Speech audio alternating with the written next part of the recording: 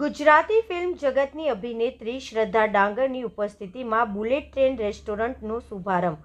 ફતેગંજ વિસ્તારમાં આવેલા સેવન સીઝ મોલના ત્રીજા ફ્લોર પર વડાપ્રધાન નરેન્દ્ર મોદીના મહત્વાકાંક્ષી પ્રોજેક્ટ એવા બુલેટ ટ્રેનથી પ્રેરણા લઈને ગુજરાતી ફિલ્મ જગતની અભિનેત્રી શ્રદ્ધા ડાંગરની ઉપસ્થિતિમાં બુલેટ ટ્રેન રેસ્ટોરન્ટને ફૂડ પ્રેમીઓને સમર્પિત કરાયો હતો.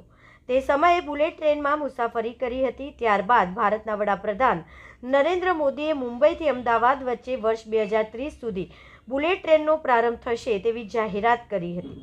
તેના કારણે મને વિચાર આવ્યો કે લોકો બુલેટ ટ્રેનમાં મુસાફરી તો વર્ષ 2030 પછી કરશે, પરંતુ તે પહેલાં જ તેમને બુલેટ ટ્રેનમાં બેસવાનો અનુભવ મળે. આ વિચાર સાથે અમે 45 દિવસ મુંબઈથી વડોદરાના રૂટ પર શૂટિંગ કર્યું અને તેને LED સ્ક્રીન પર મૂકવામાં આવ્યું છે, જેના કારણે રેસ્ટોરન્ટમાં આવનાર દરેક વ્યક્તિને ટ્રેનમાં બેઠા હોય તેવો અનુભવ થશે.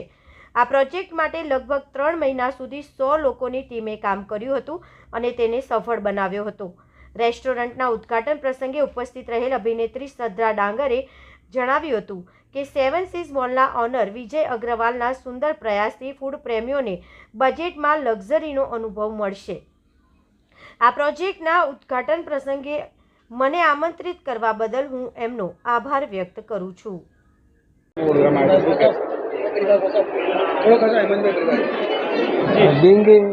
આ ફિલ્ડમાં કશુંક ને કશુંક બરોડામાં નવું કરવાની આદત એવી પડી ગઈ છે.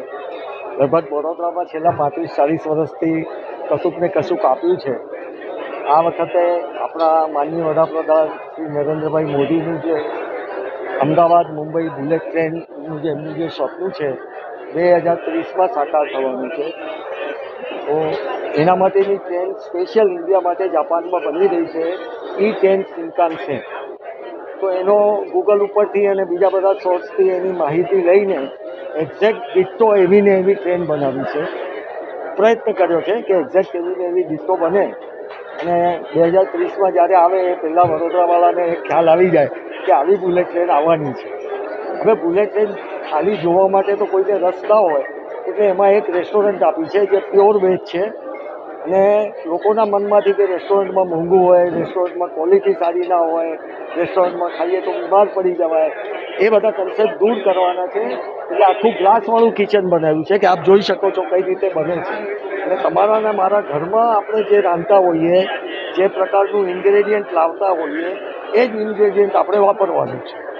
એ રીતે વડોદરાના લોકોને કશુંક, વડોદરાએ ઘણું આપ્યું છે, વડોદરાના લોકોને કશુંક સામે આપવાનો પ્રયત્ન કર્યો છે.